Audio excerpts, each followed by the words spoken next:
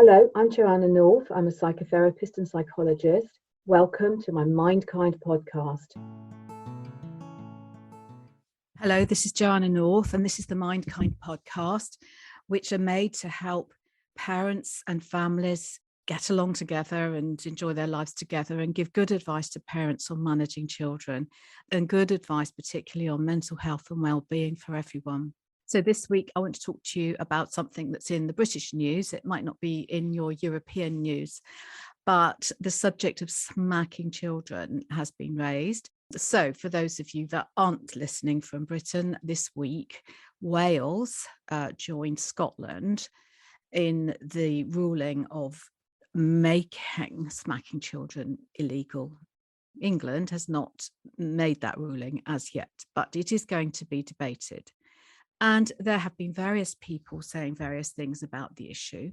And I'm sure that parents around are thinking to themselves, what is the best thing to do? And what is the best way to discipline and manage children? So in our last recording, we talked about nonviolent resistance, which is a way to manage children effectively if children are being violent in the home. And I think that this recording on smacking follows on very nicely from there.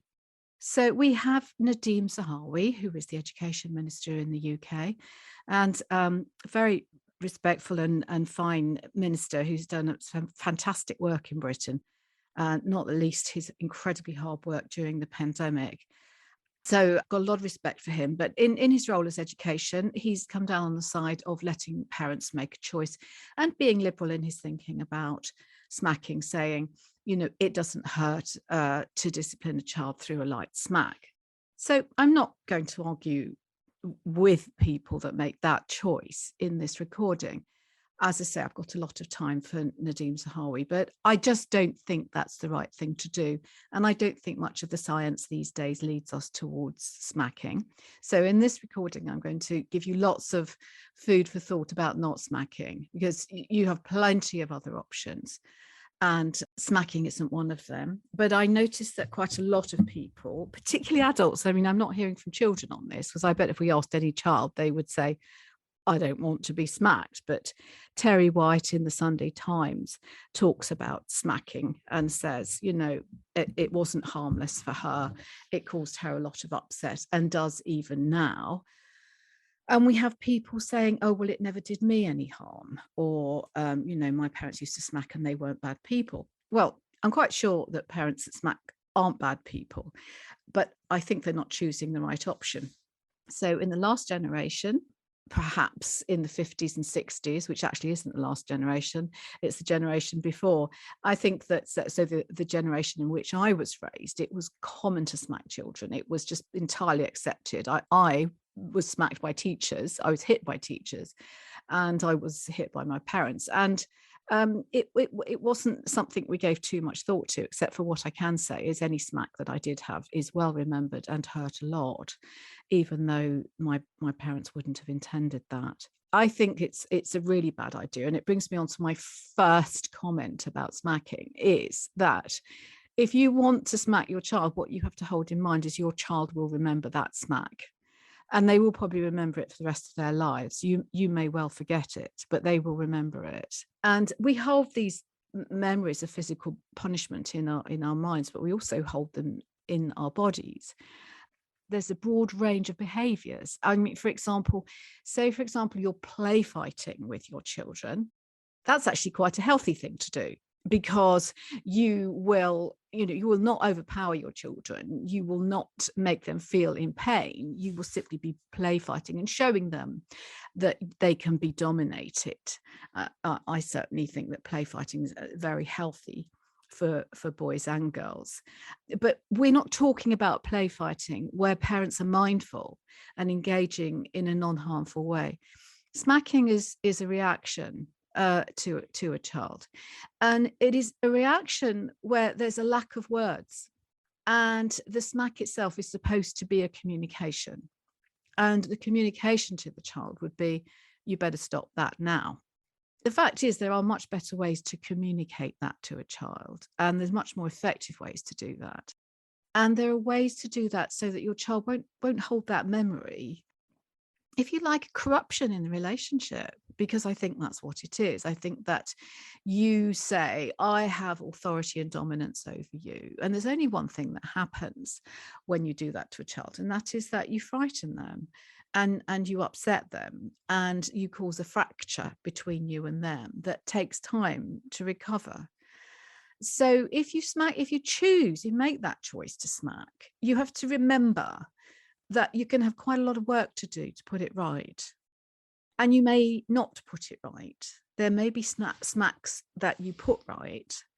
There may be smacks that actually get remembered and are simply a fracture to your relationship with probably the most beloved person in your life. So I really want that to be the first thing that parents think about if they're going to make this choice. And if they make the choice to smack, you need to know what's going to be the result of it. And the result's going to be long term. You're going to get a short-term result. You're going to get what you want, probably. But the long term is that you've done something that's fractured your relationship with your child. So let's think about the next way to go.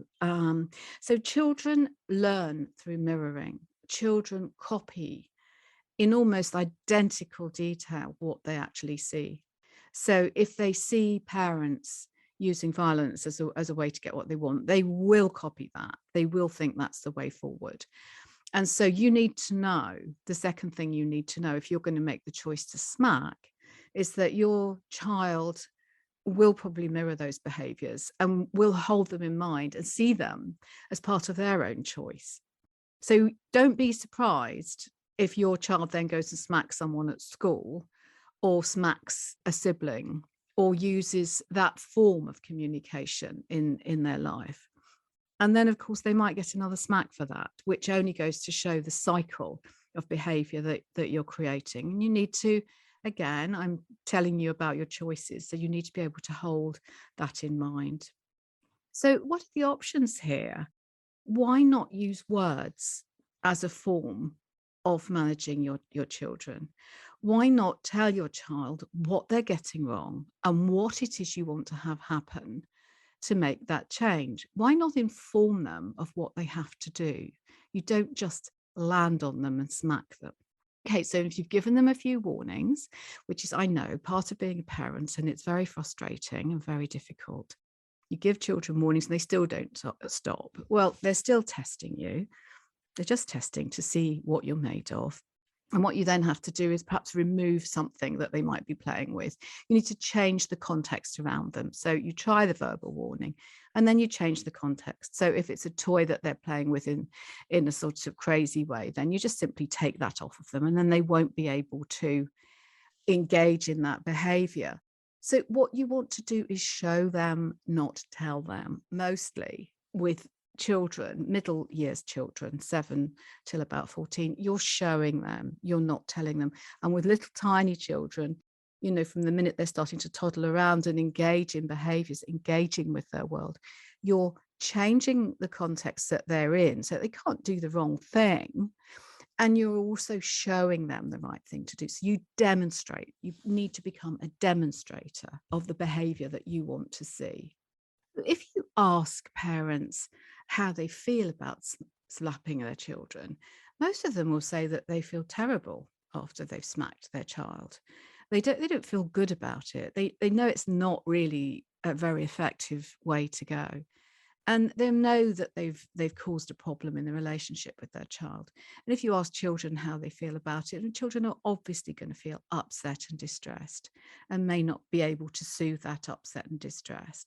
It's very hard for a child to turn around to a parent and say to a parent, you hurt me, you've upset me. It's hard for them to be able to say that. And that causes some kind of silence and oppression in the relationship between you.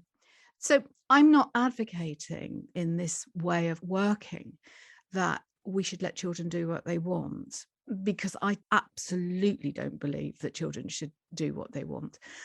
Anyone that knows me and my work with children will know that I'm very firm about boundaries and about keeping children in structured timetables, saying no to them, telling them when they should stop certain behaviours, engaging with them on what's the right thing to do. So it's not as if you are left with no other options. You're left with 1,000 other options of how to engage with your children. Whereas slapping is so very limited, it leaves you no options.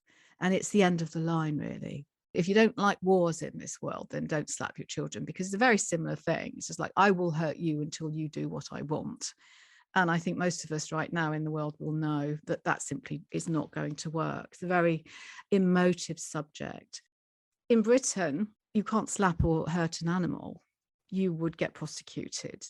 So you certainly can't slap a child, in my view. It's just not okay. And I think that for the parents that say it never did me any harm, well, I think absolutely they may well mean that. And they may well have an excellent relationship with their parents, and that will be great.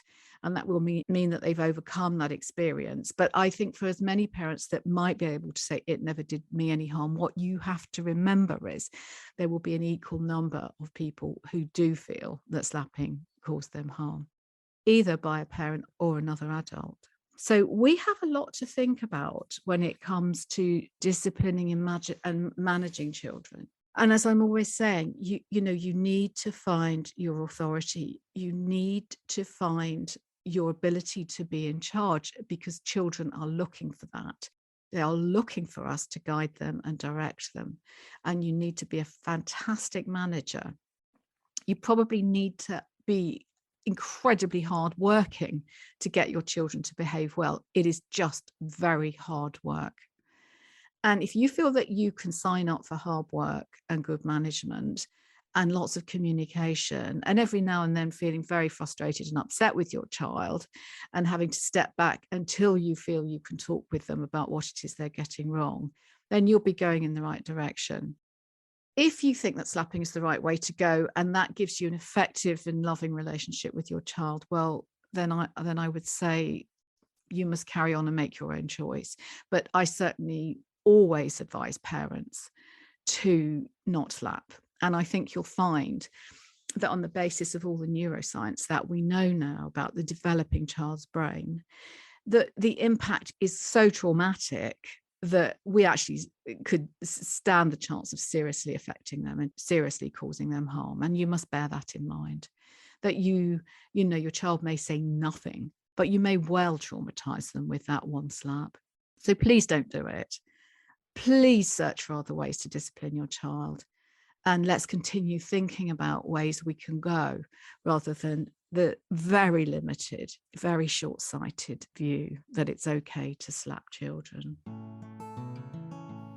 Please don't forget to subscribe to this podcast so you don't miss future episodes. And if you can rate the podcast in your podcast app, that will help spread the word and help more parents.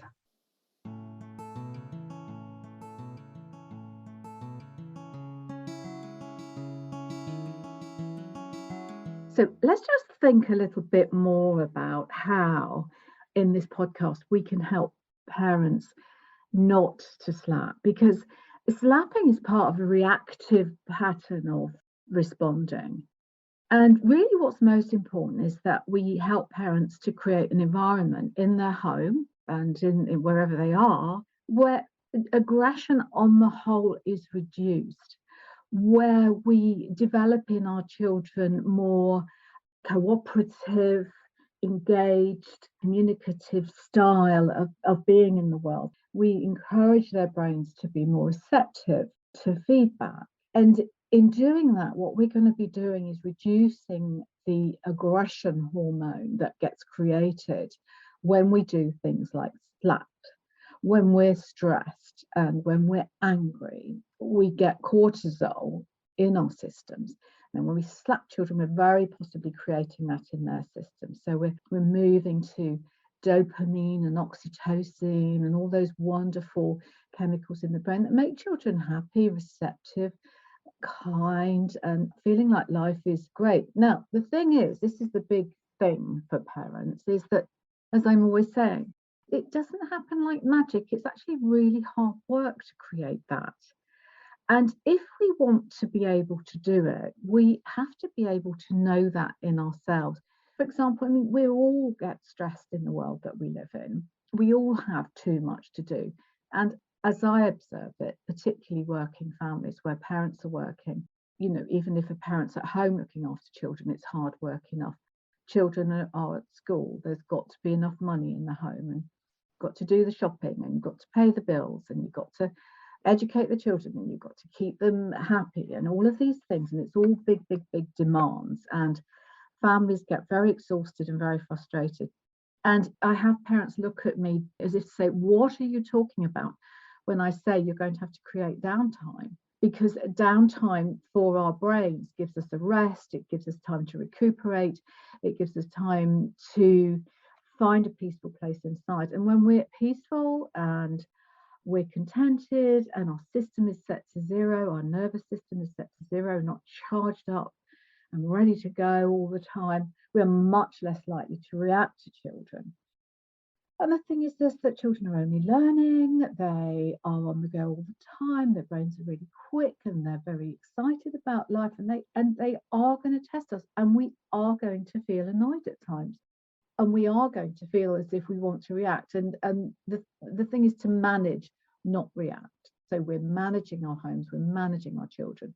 We're not shouting and we're not, you know, frightening children to make sure we get what we want. That's very, very simple, actually. It's just a case of being conscious of this and carving out time and making sure that you all have enough downtime. The children, your partner, yourself, your pets, you know, or watch your pets, they'll tell you about downtime. So it's very, very simple things like sitting down quietly without any screen time and just following your breathing, sitting quietly and getting the children to do that, getting them to get their favourite pillow or their favourite hug toy, and just to have some downtime of about 15 to 20 minutes every day, if you can, when your brain's not charged up, ready to go and do and achieve and must do this and must do that.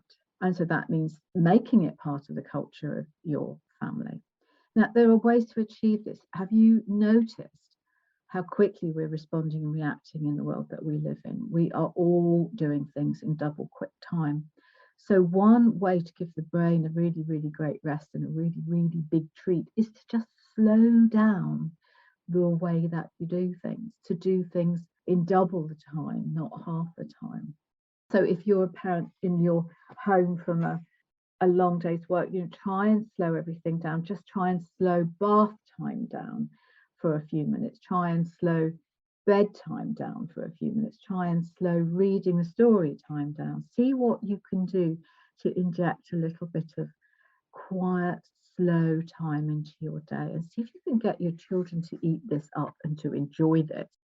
And I would say to you that, you know, this shouldn't cost you any money. This will only cost you a little bit of thought and a little bit of time management as to what part of your day you're actually going to decide we're slowing things down today. We're going to look at one thing very carefully together. And I, as a parent, am going to bring my brain into line with the mind of my child and see if I can interact with them at their level for a while. The thing to remember here is that a stressed brain is a reactive brain, and you will snap. And if you think that smacking is okay, this probably will be a time at which you're going to smack. But what I would advise is that you sit quietly and do nothing rather than smack, because you will be making the problem worse. So sit quietly, do some stretching, do some lovely muscle stretching, because that will feed into your mind. It will feed your system and it will say, let's just slow things down. Let's do some breathing. If you can do yoga, that's great, but you don't even have to be that smart. I mean, you could just get one of those lovely exercise boards and have everyone rolling around on them, trying to sort of calm their system down and get connected with your body. So I'd just like to say to you that screen time is not downtime. at all. No, nothing. Shopping on the screen, no. Games on the screen, no. Talking with your friend on the screen, no, no, no. Screen time is not downtime. So put that away, put your phone away, put your children's phones away, put your iPads away, everything. Stop and look at life. I mean, screens are wonderful. Love them, love everything we do on them, but they do not help you to calm down. They absolutely make you more stressed, more anxious. We want to reduce all of this. So screen time is not downtime. Okay, television is resting, but it's not downtime. It's not conscious downtime. It's not breathing. It's not, say, for example, just for once in a day, putting your own needs first. You know, sitting quietly, or making sure that you do something that's necessary for you to survive. And as we say in this parenting industry, putting your own oxygen mask on before you put everybody else's on. So you've got to feed yourself.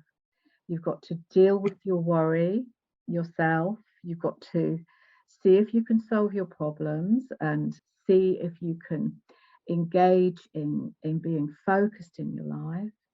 And that's all hard enough, aside from everything else you're doing.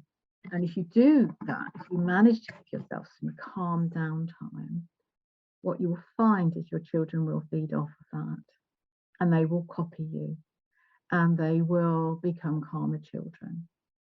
And then not everybody will be less reactive. Children won't be so aggressive anyway. And children will explore aggression. They will try and explore what that means and if that's effective. And again, bringing it back to slapping, if we're slapping, we show them that we think that is effective when in fact it's not. So there's just a few ideas there on caring for yourself as a parent, giving downtime to yourself without screens to help the children have downtime, and resting your brain. And next time I do my podcast, I'm going to talk about really important things for a really well soothed and calmed parental brain, so that you can pass that on to your children. Meanwhile, take one step at a time and take every day as it comes, and enjoy every minute of your parenting, because it will all be gone and past very quickly. Thank you for listening. We will continue to discuss this and other topics related to child mental health. So make sure you subscribe, and if you have any questions for future episodes, please email me. There is a link in the podcast description.